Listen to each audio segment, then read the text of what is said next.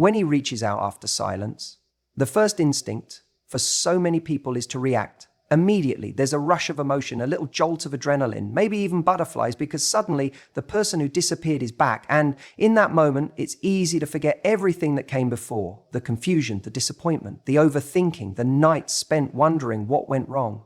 But the truth is, your first step is not to respond. Your first step is to pause. Just because someone reaches out doesn't mean you owe them access to you. In fact, the more emotionally intelligent thing to do is to take a moment and ask yourself, what do I actually want here? Not what does this text mean, or what should I say to seem chill but interested, but what do I want for myself? That one shift in your internal dialogue changes everything. Because when you focus on your needs instead of the noise, you become the one in control. It's not about playing games. It's about protecting your peace. When someone goes quiet and then reappears without explanation, you are not obligated to make it easy for them. You're not here to soothe their ego, feed their curiosity, or validate their impulse. You're here to decide, does this align with the standard I've set for the people I allow into my life? There's an emotional cost to being so available, especially to people who weren't consistent to begin with. And most of the time, when people rush to respond, it's not coming from confidence, it's coming from scarcity. It's that tiny voice inside that says, this might be my last chance. What if this time it's different? But that voice is lying. That voice is trying to trade your standards for temporary relief. You don't need relief, you need clarity. The pause isn't just about buying time, it's about regaining perspective. It's a moment to step back and remember how you felt when the silence first began. Were you left in confusion? Did you feel disposable? Did you give more than you got? Because if you don't honor the reality of what happened then, you'll start romanticizing the version of the person who just reappeared. Like that version might only exist in your imagination. Let's say he sends you a message like, hey, I've been thinking about you. That line might sound sweet, even nostalgic, but what does it mean? Thinking about you doesn't fix what broke. It doesn't rebuild trust. It doesn't explain why they disappeared in the first place. A person can think about you while doing nothing for you. They can miss the comfort of you without ever showing up for you. So instead of reacting emotionally, respond intentionally, even if that means not responding at all. Ask yourself, what has changed since the silence? Did he come back with clarity, accountability, and intention? Or did he just pop back in with a lazy message, hoping to be let back in without doing the work? You're not looking for effort in the form of a text. You're looking for effort in the form of change. A person who values you doesn't just reach out, they show up. And here's something most people don't realize. The longer you delay your response, the clearer your power becomes. When someone knows they can disappear and you'll be right there the second they call, they don't have to try. But when you make them wait, not out of spite, but because you're genuinely assessing your boundaries, you become someone who can't be picked up and put down at their convenience. You become someone who respects themselves too much to confuse attention with effort. Let's be honest, sometimes the message you receive isn't even about you. It's about their boredom, their ego, their loneliness, their desire to check if they still have access. And if you don't pause, you'll mistake their impulse for intention, and you'll be right back where you started, unsure, unsettled, and overinvested. What if, instead of feeling flattered, you felt curious about their motives, curious about what they actually bring to your life now, curious about why they think they can come back without acknowledging the absence? Curiosity creates distance between you and the illusion. It puts your heart in check. And from that space, you get to ask yourself better questions. Is this what I want? Or is this just what's familiar? Am I being chosen? Or am I being recycled? That's where your strength lives. You've got to remember, your response is not just a message back to him. It's a message to yourself. It's you saying, This is how I deserve to be treated. This is the energy I will allow in my life. You don't rise by chasing potential. You rise by honoring your reality. That means if he comes back, you don't default to the fantasy. You default to your truth. The pause gives you the gift of memory. It reminds you of how silence felt when you didn't deserve it. It gives you the opportunity to ask, did he reach out because he missed me, or because he missed the version of me that made things too easy? That question matters, because how you respond sets the tone, not just for the conversation, but for the kind of relationship you're willing to have moving forward. This is not about punishing anyone. This is about valuing yourself enough to say, if you want back in, you have to knock like someone who means it, not someone who disappears when things get real and reappears when it's convenient. And if he can't do that, if he's not bringing emotional maturity, effort, or accountability, then your silence is the answer. And that's the truth most people avoid, that you don't have to respond just because someone remembers you exist. Your worth isn't up for negotiation the moment they decide to text. The real question is, do they still deserve access to you? That's a powerful place to respond from. Your response begins the moment you realize you don't need one to feel whole. It's so easy to get excited when we hear from someone we haven't heard from in a while, especially if it's someone we cared about deeply, or someone who ghosted us, or maybe just faded out and left us in confusion. Suddenly, your phone lights up. It's his name, a message. Maybe it's, hey you, or been thinking about you, or the classic, how have you been? Do you think it doesn't have? And in that instant, your heart skips a beat. Part of you wants to smile. Part of you wants to throw the phone across the room. But let me tell you something important that I need you to hear clearly. That message, that little ping you just got, that's not a comeback. That's a ping. Let me explain what I mean by that. When someone genuinely wants to come back into your life, really come back with the intent to repair, to reconnect, to rebuild something meaningful, they don't just drop a half-baked text like, hey stranger. They make an effort. They show intention. They take responsibility because they understand that silence, especially after disappearing, creates distance. And that distance can't be closed with a lazy one-liner. But a lot of people don't understand this, or maybe they do and they just don't care. Because what they're doing when they send that vague little message isn't coming back. They're just pinging you. They're testing the line. It's the emotional equivalent of tossing a pebble into the water to see if it makes a ripple. They want to know, are you still there? Are you still accessible to me?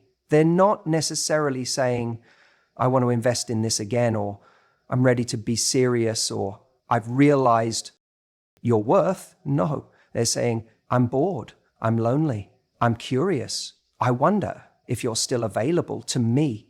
And here's the trap, because you missed them. Maybe you still have feelings.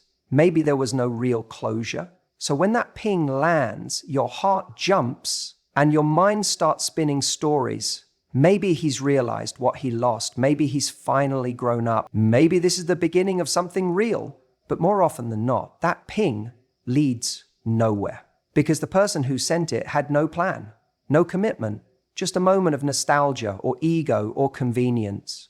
What I want you to start doing, what I need you to start doing, is stop giving so much weight to the ping. Just because someone has fingers in a phone doesn't mean they've earned your attention again. We live in a world where reaching out is effortless. People can slide into your DMs, fire off a text, send a voice note, and feel like they've made some grand gesture. But that's not effort. That's not pursuit. That's not a sign of growth or change. That's just activity. Don't confuse activity with intention. The real question isn't, did he reach out? The real question is, what does his message mean? And more importantly, what does it mean to me? Because unless that message comes with clarity, accountability, and a genuine desire to move things forward, it's just noise. It's emotional spam. And you don't need to respond to spam. You filter it, you block it, you move on. Now, I know that's easier said than done, because when someone you care about reappears, even if it's just a blip on your screen, it stirs things up. You remember the good times, you feel a glimmer of hope. But I want you to stay grounded. Ask yourself, what has he really said here? If all he's offered is a vague opener, don't rush to fill in the blanks. Don't start writing a romantic novel in your head based on a single shallow sentence. Make him work for it. Make him show up. Because if someone truly values you, they'll want to remove the ambiguity. They'll want to earn back your trust, not just your time. And let me be clear, your worth isn't measured by who texts you. It's measured by how you respond. Anyone can say, I miss you. Anyone can send a 2 a.m. you up message. That's not connection, that's access. And there's a big difference between someone wanting to connect with you and someone wanting access to you. When someone reaches out after silence, they should be stepping up, not just popping in. Well, what do? How do you respond? First, take a breath. Don't get swept away in emotion. You don't owe anyone an instant reply. In fact, that pause, that space, is powerful. It gives you time to ask the right questions. What do I actually want here? What pattern has this person shown me before? Does this feel like genuine interest or just a lazy attempt to reopen a door they walked away from? Be honest with yourself. If you do choose to respond, do it from a place of calm confidence, not need. You're not trying to win them back. You're not trying to impress. You're just communicating. Simple, direct, self-respecting. Something like, hey, it's been a while. What made you reach out? That one sentence, it puts the ball back in their court. It tells them, I see you, but if you want access to me again, you're going to have to show me why. And that's exactly the kind of energy you want to hold. You're not punishing them. You're not playing games. You're setting a tone. You're setting a standard. Because if someone wants a place in your life, they should be willing to meet you at your level, not pull you down to theirs. And if their response to that is vague, if they dance around the question or dodge it or throw out more fluff, you've got your answer. They're not here for something real. They're here for a hit of attention. And you don't need to supply that. Look, you're allowed to care. You're allowed to feel. You're allowed to miss someone. But don't let missing them override what you know. A ping is not a plan. A message is not momentum. Connection requires more than curiosity. And if someone wants to come back into your life, they need to prove through consistent action they're worth letting back in. Remember, a message is not a comeback. It's just a ping. Let's talk about something really important when it comes to hearing from someone after they've gone quiet. Something that trips so many people up. It's the idea of matching energy, not emotion. Now, what does that actually mean?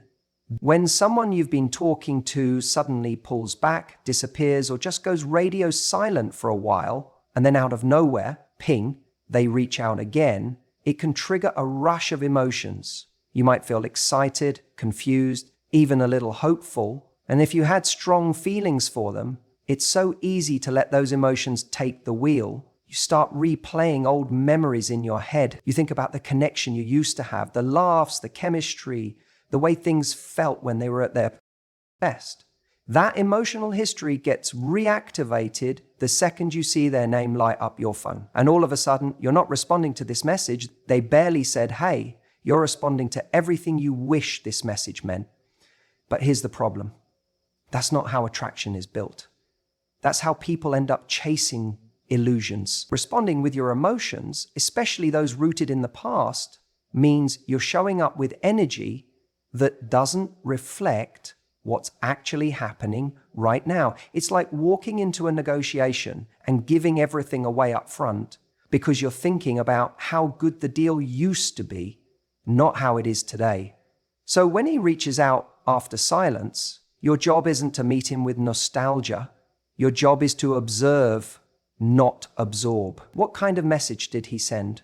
Was it thoughtful? Was it intentional? Or was it a lazy, low-effort "hey you" that he probably sent to 3 other people in his contact list? That matters. Matching energy means recognizing the level of effort someone is putting in now and meeting that with the same level of investment. No more, no less.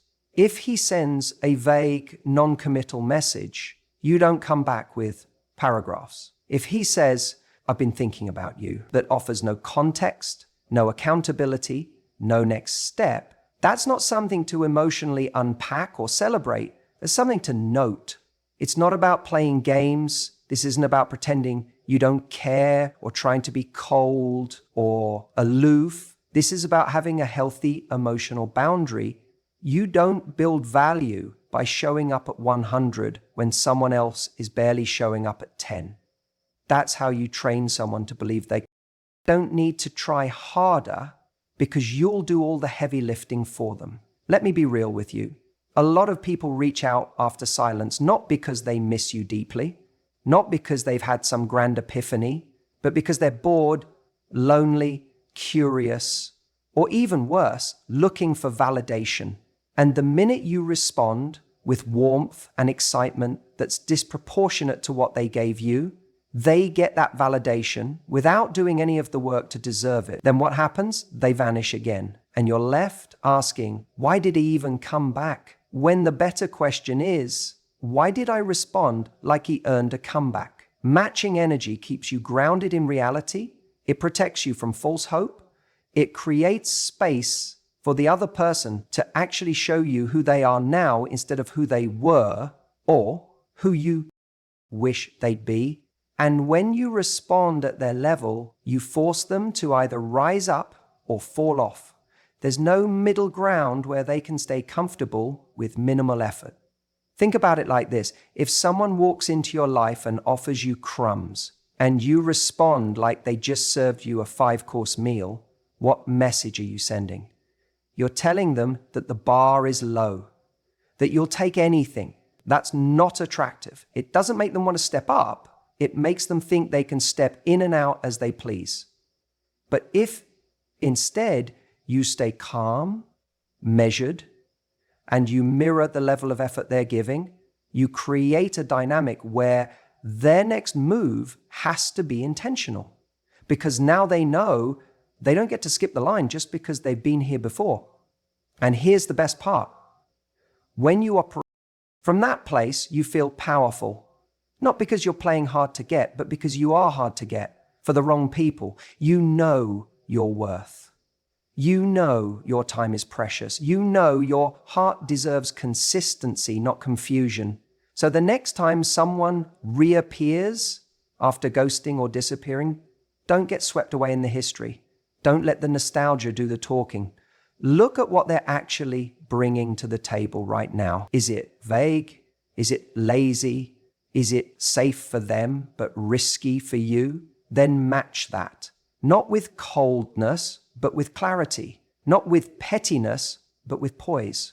You don't need to chase anyone who left you confused. If they want another chance, let them earn their way back in. And if they're not willing to, that's not your loss, that's your filter working. Silence after inconsistency isn't rejection. It's redirection. You may miss him. You may still think about the way he looked at you, the way he made you feel, the way things could have been if he had just stuck around. That emotional pull, it's real. I'm not going to tell you to switch it off like it's a light. You're human. We build connections, we build memories, and those don't just disappear when someone goes quiet. But here's the truth. Most people don't say out loud. Your standards don't get put on hold just because someone you once cared about decides to suddenly pop back into your life. When someone disappears, whether for days, weeks, or even months, and then suddenly reaches out, it stirs something. You start to wonder, what does this mean? Has he changed? Did he realize what he lost? Should I give him another chance? And all those thoughts should understandable. But what often gets lost in that swirl of emotion is the one thing that actually protects your peace, your standards. You can feel 100 things at once, attraction, curiosity, nostalgia, but none of those things should override what you know you need in a relationship. If he's coming back without accountability, without clarity, without any evidence of change or growth, then what he's offering isn't a new beginning, it's a rerun. And if you didn't like how the story ended the first time, what makes you think the script has suddenly changed? The real danger in these moments isn't the message itself, it's the meaning you assign to it. We want to believe people reach out because they've had some kind of emotional epiphany. We hope they've spent their time in silence, realizing our worth, mourning our absence, and crafting a new level of appreciation for us. But more often than not, that text is not about you. It's about them. It's about comfort, curiosity, or even just boredom. And here's the uncomfortable truth. When you let feelings alone guide your reaction, you risk betraying yourself. You risk putting your self-worth in the hands of someone who already showed you how much or how little they value it. Think about that. This person had access to you. They had your time, your affection, your attention. And at some point, they chose silence. That was their decision. That was their standard. So when they return, your job isn't to immediately open the door again. It's to ask what has changed since then. Did he just disappear when things got real? Did he ignore your needs, vanish without explanation, and now just assume you're still there, ready to pick up where you left off? Because that tells you more than the actual message does. If his silence came without respect, his return needs to come with more than just words. You need to see consistency, follow through, and intention. That's the currency of someone who values you, not a 1 a.m. you up or a vague I've been thinking about you. Now let's be honest, replying feels good. It gives you a hit of validation. It feels like you finally have the upper hand. He came back. But if that validation comes at the cost of lowering your standard, then it's a short-term win and a long-term wound. Because the next time he disappears, and chances are, if nothing's changed, you'll feel that same sting, only deeper. And worse, you'll feel like you saw it coming. So instead of focusing on how you feel about him reaching out, focus on how you want to feel about yourself afterward. Do you want to feel proud that you maintained your boundaries, that you didn't accept less than you deserve? Or do you want to feel like you compromised, that you handed back your power just because someone knocked on the door again? And this isn't about being cold. It's not about holding grudges or playing games. It's about choosing alignment over attachment. You can still care about someone and recognize that they're not what's best for you. You can still wish them well and know that going back would mean going backwards.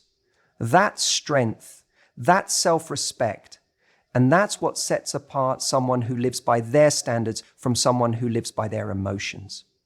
Let me tell you something powerful. The person who truly deserves you won't leave you wondering. They won't disappear and then return like nothing happened. They'll be consistent, communicative, and clear about what they want. And if someone isn't giving you that, then no amount of history, chemistry, or romantic fantasy is worth sacrificing your peace. So the next time he reaches out after silence, remember this. Your emotions are valid, but your standards are vital. If you do choose to respond, remember this. Set the tone. Don't fall into the trap of thinking you have to tiptoe around him just because he's finally reached out. Too many people, when someone comes back after a long silence, reply in a way that communicates gratitude rather than clarity. They respond like they've been rescued from emotional limbo, like they've been waiting by the phone for this very moment. That energy, it hands over your power instantly. And worse, it rewards inconsistency. You're not here to reward silence. You're here to respond in a way that makes it clear you value yourself. And you're not just an open door that swings whenever someone decides they're ready again.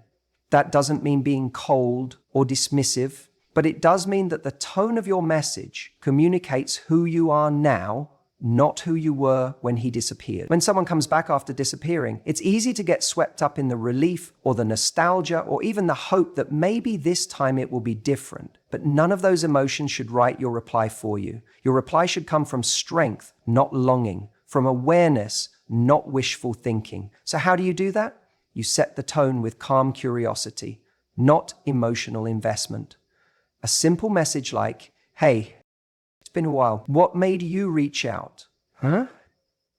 That's it. You're not biting. You're not throwing your heart onto the table. You're flipping the script and making him show his hand. You're not playing games. You're just not doing the emotional heavy lifting anymore. The reason that line is so powerful is because it does two things. First, it acknowledges that time has passed, that this isn't just picking up where you left off, that silence meant something, that time changed things. It puts the ball in his court. It makes him accountable for showing his intention. If he replies with something vague like just thinking about you or just wanted to say hi, that tells you everything you need to know, because real intention has weight.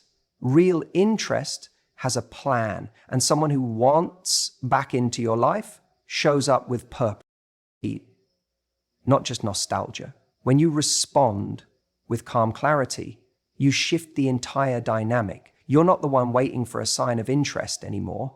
You're evaluating whether the person reaching out deserves a place in your life now. And that's an entirely different energy. You're no longer saying, oh my God, he texted me. You're saying, let's see what this actually means. And don't think for a second that this calm tone goes unnoticed. A confident woman who doesn't over-explain, doesn't gush, doesn't emotionally flood the conversation after silence, that's magnetic. That makes someone stop and think, wait, she's not jumping at this. She's not impressed just because I messaged. That tells him you're not waiting, you're living. That tells him you're not the same woman he left months ago, that maybe, just maybe, he has to earn the chance to speak to you again. Here's what happens when you don't set the tone. The moment he messages you, you reply quickly, enthusiastically, maybe even emotionally. You ask how he's been, you tell him you've missed him, you create a safe, welcoming space with no friction. And while that might feel like a kind thing to do, it unintentionally says, there are no consequences for disappearing. You can come and go as you please. But when you do set the tone, you give him a different message. You say, I'm open to hearing what you have to say, but I'm not going to emotionally invest until I know you're showing up in a real way. That changes everything. Because now it's not about him choosing you again. It's about you deciding whether his presence adds value to your life anymore. It's subtle but powerful.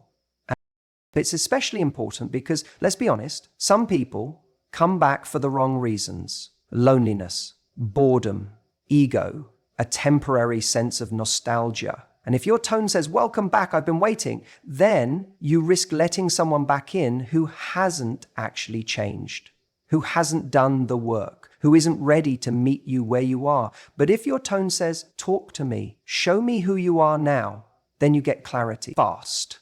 And clarity is what you need. Not fantasy, not potential, not memories. You want to know right now who this person is. And more importantly, what they're actually willing to do to rebuild trust. So when he reaches out and you choose to reply, remember this. Your message is not just a text, it's a mirror. It reflects your self-worth, your boundaries, your growth. It communicates to the other person what kind of relationship you allow in your life now. That doesn't happen by accident. It happens by intention. You're not chasing closure. You're not auditioning for affection.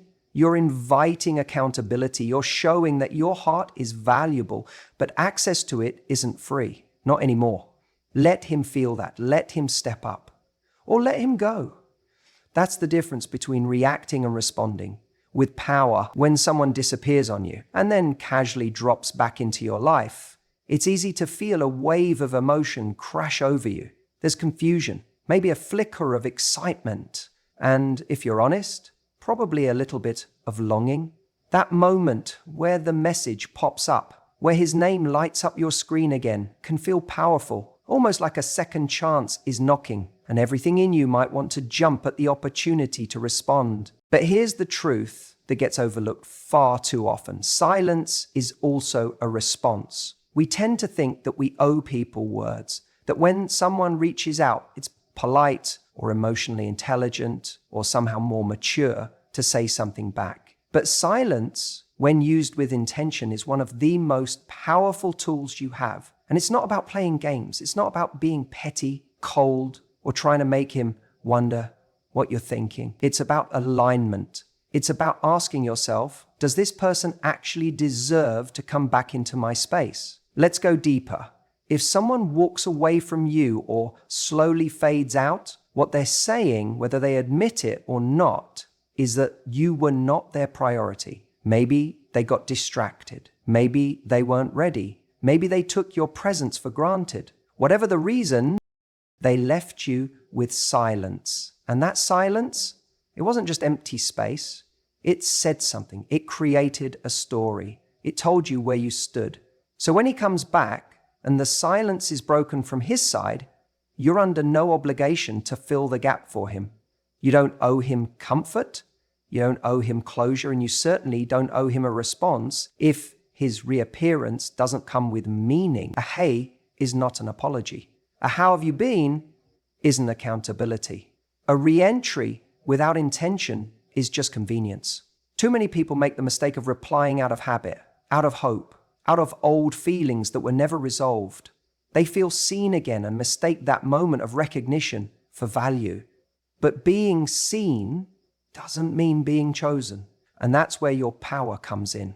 You're allowed to sit with his message and say, this doesn't feel like enough. You're allowed to look at it, take it in, and move on with your day. You're allowed to protect the peace you built during his absence. Because here's the part no one tells you. If someone ghosted you or pulled away without explanation, and now they're reappearing without a real shift in behavior, your silence isn't rude. It's respectful to yourself.